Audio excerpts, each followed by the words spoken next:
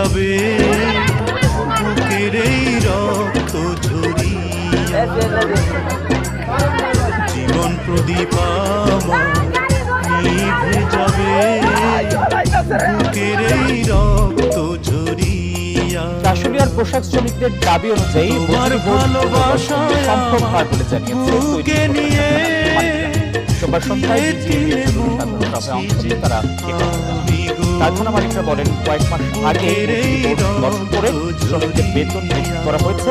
মজুরি বোর্ড অনুযায়ী 5 বছর পর পুনর্গঠন করা এবং একই সাথে প্রতি বছর বেতন বৃদ্ধি করার বিষয়টি সম্পূর্ণ সাংবিধানিক। এছাড়া পোশাক শ্রমিকদের দাবি অনুযায়ী হাজিরা বোনাস বৃদ্ধির বিষয়টি আলোচনার সাপেক্ষে বিবেচনা করা যেতে পারে বলে জানান তারা।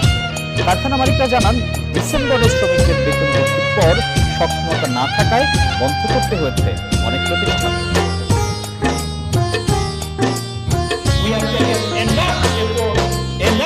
আইরে পাশা পৃথিবী এই কি ছিল আমার পরিণতি।